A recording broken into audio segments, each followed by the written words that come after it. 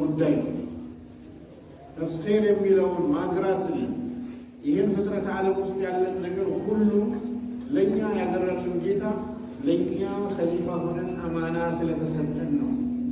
የሰው ልጅ ከመላይካም ከእንስሳትም የተለየ ሆኖ አማና ስለወሰደ በዚህ አማና ምክንያት ዓለም ላይ ያሉ በአካል የሚበልጡት በተለያዩ ነገር የሚበልጡት እንስሳዎች ሁሉ ለሰው ልጆች ሲባል የተተገበሩ የሚተገበሩ በተለያየ መልኩ የምንጠቀማቸው ሆነው እናገኛለን።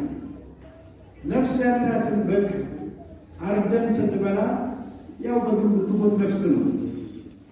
ግን የሰው ልጅ ለታላቅ ዓላማ የታጨ ኃላፊነት የተሰጠው ስለሆነ ያንን በግን ይሁን ፍየል፣ በሬን ይሁን ግመል አርዶ መብላቱ እንደ ነፍስ ማጥፋት ተቆጠረ።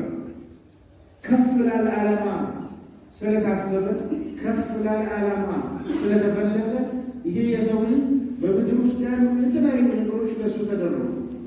አላህ ግመልን፣ ፈረስን የተለያየ በድሮ ዘመን ሰዎች የሚጓጓዙበትን እንስሳ ሲፈጥር ለሰው ልጆች ኺድሚያ ነው።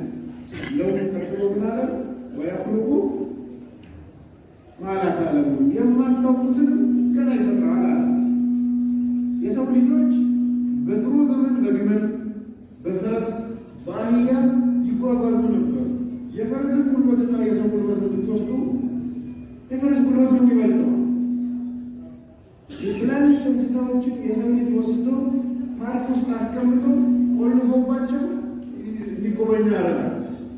ግን ጉዳዩ በጉልበትና በግዝፈት ቢሆን ኖሮ ሰው ልጅ ላይ ነበር እነሱ የሚቆልፉት፣ አቅማቸው ትላልቅ ነው።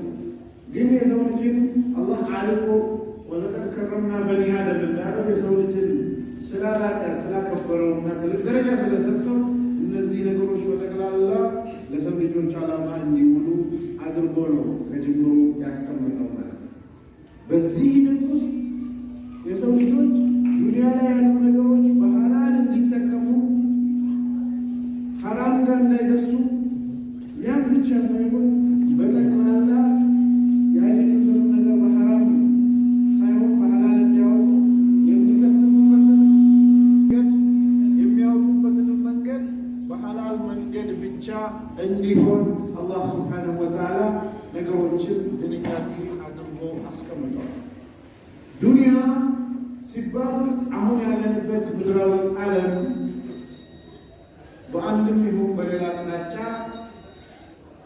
የሰው አስተሳሰብ ውስጥ ምን ቦታ አለው ብለን ስናይ ብዙ ሰው ውስጥ ዱንያ ጠፊ፣ ዋጋ የሌላት፣ ከንቱ፣ ምንም አጠቅም የሚል ነው።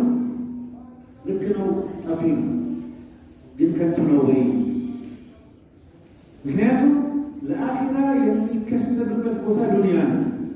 የአኺራ ስኬት የሚረጋገጠው በዱንያ ላይ በሰራነው ባደረግነው እና በኖርነው በተገበርነው በከሰብነው ያንን የከሰብነውና ያደረግነው ወዴትና እንዴት አዋል ተብለን ምንጠየቅበት ከዱንያ ጋር የተያዘ። አንዳንዴ ዱንያ ትርጉም የላትም የሚለውን እና ከአኺራ ጋር ወይም አላህ ጋር ያለው ቦታ አንስተን ዱንያ ዋጋ የለውም ለሚል ድምዳሜ እንጠቀማለን። ነቢዩ ሰለላሁ ዐለይሂ ወሰለም ዱንያ አላህ ዘንድ የትንኝን ክንፍ ያህል ቦታ እንደሌለው የጠቀሱትን ሐዲስ እንወስድና አላህ ዘንድ ዱንያ የትንኝን ክንፍ ያህል ቦታ ቢኖራት ኖሮ በአላህ የካዱ ሰዎች ካፊሮች ጠብታ ውሃ እንኳን አይጠጡም ነበረ። ይህን እናነሳና ዱንያ ዋጋ የላትም የሚለው ይህ አያሳይም። ዱንያ አላህ ዘንድ ነው የተባለው። አላህ ዘንድ ነው መጀመሪያው ነው። ግን በሰው ዘንድስ ነው ጥያቄ ነው፣ በህዝብ ዘንድስ ነው ጥያቄ እንጂ አላህ ዘንድማ ልክ ነው።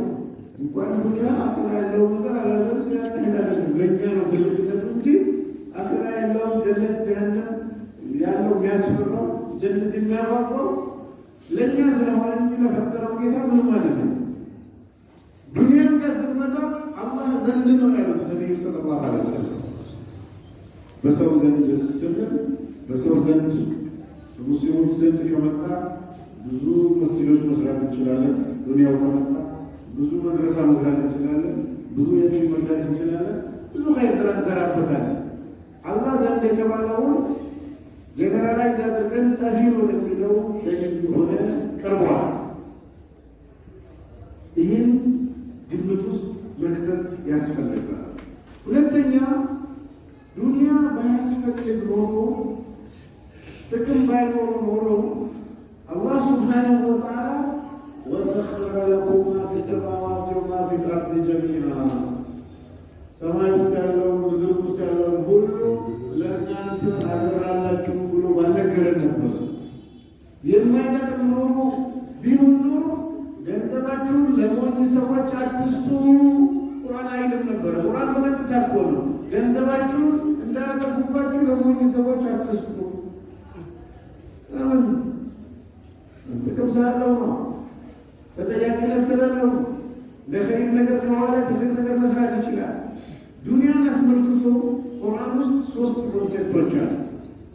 ሰዎች የተመታታባቸውን ካየን አላህ ሱብሓነሁ ወተዓላ ዱንያን ብቻ የፈለጉ ሰዎች ዱንያን ብቻ የፈለጉ አኺራን ረስተው ወይንም ትተው ወይንም ክደው ዱንያን ብቻ ዋና ግባቸው ያደረጉ ሰዎችን አዱንያን አኺራን እንደሚያከስራቸው ተናግረዋል።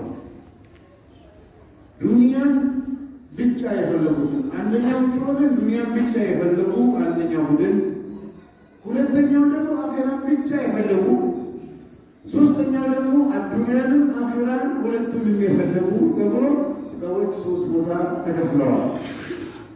ዱንያን ብቻ የፈለጉ ሰዎች አላህ በአዱንያም በአኺራም ለኪሳራ ለውድቀት እንደሚዳርጋቸው ነግሯል። አኺራን ብቻ የፈለጉ ሰዎችንም መብታቸው ነው፣ ግን ወላ ተንሳ ነሲበከ ሚነ ዱንያ ባትረሱ ይሻላል ዱንያ ላይ ድርሻችሁን ብሎ ምክር ነግሷቸዋል። ለምን? ግዴታ አይደለም። አንድ ሰው በቃ የኔ ህይወት አኺራ ነው እዚህ ብዙም አልፈለግም ካለ ወንጀል አይደለም።